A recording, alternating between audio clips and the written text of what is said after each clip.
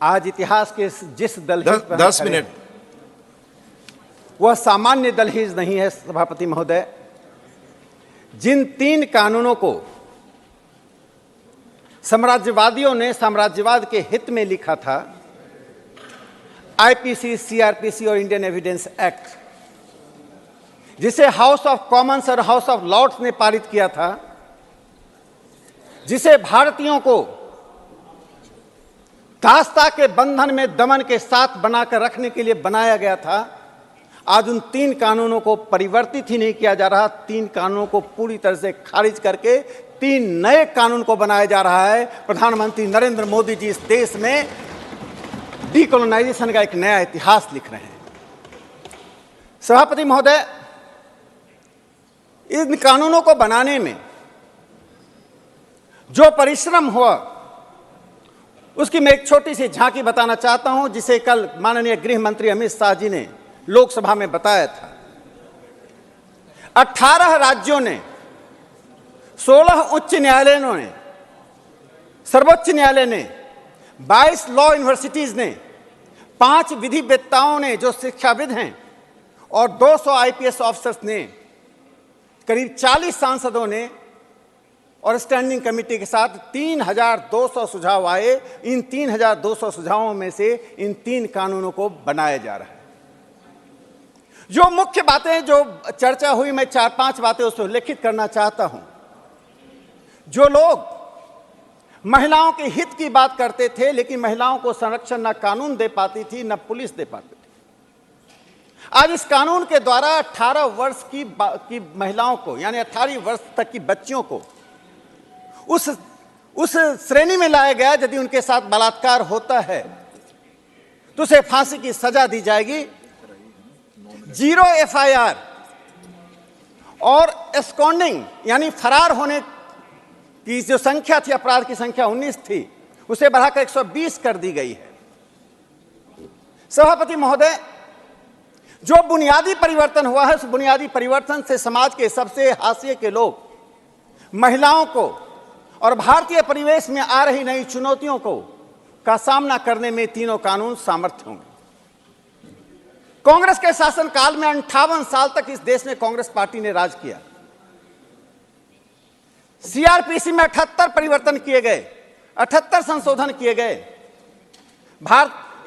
और Indian evidence act में 22 संशोधन किए गए, लेकिन यह पैचवर्क चलता रहा। इस पैचवर्क से अलग हटकर माननीय प्रधानमंत्री नरेंद्र मोदी जी ने और माननीय गृह मंत्री श्री अमित शाह जी ने इन तीनों कानूनों में आमूल चूल परिवर्तन किया। सीआरपीसी के 177 धाराओं को, सेक्शन को समाप्त कर में बदलाव लाया गया है, 24 को हटा दिया गया है। इंडियन एविडेंस एक्ट में लगभग 24 धाराओं में परिवर्तन किया गया है, 6 धाराओं को हटा दिया गया है। इन सभी बातों को कहते हुए मैं जिस बात को रेखांकित करना चाहता हूं, लोकतांत्रिक तरीके से इस देश के हित में, इस देश के संदर्भ में जो 3 कानून बने हैं, उसका आधार क्या है? पहले आधार दमन था और दासता थी, अब आधार मानवीयता और मानवाधिकार है। इन कानूनों के द्वारा मानवाधिकार को संरक्षित करने की पूरी कोशिश की गई है। हर व्यक्ति यहां महसूस करे कि न्याय से दंड निकलता है, पहले दंड से न्याय निकलता था। तो पहले रूल बाय लॉ था, अब रूल ऑफ लॉ है। यह एक बड़ी बुनियादी परिवर्तन इन 3 कानूनों के द्वारा किया गया है। सभापति महोदय, इस देश में ब्रिटिश राज सत्ता का अंत 1947 में हुआ। 47 में अंत होने के बाद यह उम्मीद जताई गई थी कि इस देश की मानसिक स्थिति को देखते हुए, इस देश के संदर्भ को देखते हुए, इस देश के इतिहास और विरासत को देखते हुए कानूनों में परिवर्तन किया जाएगा। लेकिन बड़ा सवाल उठता है, जो लोग आज सदन में नहीं हैं, उनसे वे बाहर हैं, लेकिन देश उनसे सवाल पूछेगा कि आपने परिवर्तन क्यों नहीं किया? पहले मुझे लगा कि वे आलस्य का भाव था, उनमें वह जोर नहीं था कि चीज को परिवर्तन कर सके। लेकिन जब मैंने राज्यसभा की बहस को देखा, उसकी 3 घटनाओं का उल्लेख करना चाहता हूं। 19 अगस्त 1959 को जी रामचंद्रन जी ने राज्यसभा में एक सवाल उठाया क्वीन विक्टोरिया, जॉर्ज पंचम की मूर्तियां इस देश में क्यों लगी हुई हैं? सरकार के पास जवाब नहीं था। सरकार ने कहा कि हमारे पास, हम खाली स्थान नहीं छोड़ना चाहते हैं, जब नई मूर्तियों का निर्णय होगा तो इन्हें हटाएंगे। उस वक्त की सरकार को यह एहसास नहीं हो पाया कि ये क्वीन विक्टोरिया कौन है, ये जॉर्ज पंचम कौन है। इनके कारण ही जालियांवाला बाग कांड हुआ, इनके कारण ही शहीद शहादत हुई, इनके कारण ही हजारों लोग जेल में बंद हुए। लेकिन 12 साल तो तब था जब 59 में सवाल हुआ। 30 मार्च 1966 को इसी राज्यसभा में श्री अटल बिहारी वाजपेयी जी ने जब सवाल खड़ा किया कि जॉर्ज पंचम की मूर्ति क्यों लगी हुई है, और वाजपेयी जी ने सरकार को चेताते हुए कहा, क्या हम अब उनके उस प्रतिमा पर चारकोल लगाने की प्रतीक्षा कर रहे हैं? तो सरकार का जवाब था, अभी निर्णय नहीं हुआ कि उस मूर्तियों को हटाएं। उसके बाद 1969 में 5 मार्च 1969 को श्री दत्तोपंत ठेंगरी जी ने इसी राज्यसभा में सवाल खड़ा किया कि नॉर्थ ब्लॉक और साउथ ब्लॉक में कितने ब्रिटिश क्राउन के सिंबल्स लगे हुए हैं, कितने पिलर्स पर सिंबल्स लगे हुए हैं। सरकार का जवाब था कि 4 पिलर्स पर सिंबल्स हैं और नॉर्थ ब्लॉक साउथ ब्लॉक के दीवालों पर कॉमनवेल्थ और ब्रिटिश सिंबल्स लगे हुए हैं। सरकार के पास जवाब था कि उचित समय आने पर हम इन संकेतों को हटाएंगे।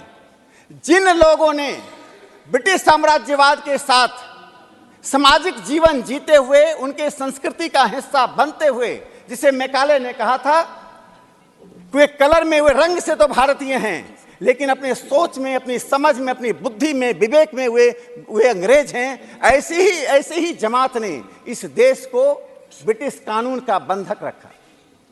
सभापति महोदय, इंडियन एविडेंस एक्ट के मैं 4 सेक्शन का जिक्र करना चाहता हूं। Section 57, 37, section 81, section 82। इसका कोई भी भारतीय पढ़ेगा, उसमें British crown, his majesty, British parliament, crown printing press, इन सब का जिक्र है। यानी आज़ादी के 47 में आज़ाद देश हुआ और 70 साल तक हमारे कानूनों में ब्रिटिश साम्राज्यवाद, British crown, British parliament, British high courts, British seals, British symbols और लंदन गजट, इसका जिक्र होता रहा। आज उन कानूनों को अब दस्त कर दिया गया है।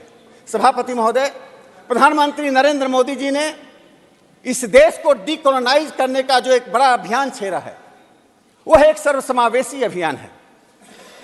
मैं एक चिंतक को उद्धृत करना चाहता हूं, गुटो को। कैसे गुटो की उन बातों को प्रधानमंत्री नरेंद्र मोदी जी के इस कार्यक्रमों में दिखाई पड़ रहा है। गुटो ने कहा, before decolonizing the legal system, justice system and laws, you have to decolonize your mind.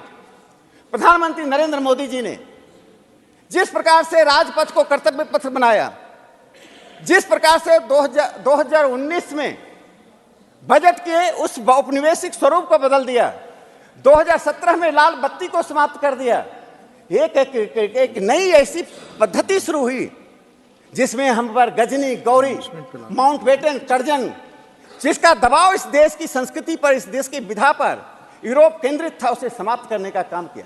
सभापति महोदय, 3 बड़े नाम हैं जिन्होंने डीकोलोनाइजेशन का काम किया है दुनिया में, लेकिन वे सैद्धांतिक काम थे। अफ्रीका के वो थ्योंग गोगोई, जिन्होंने डीकोलोनाइजिंग माइंड की बात कही।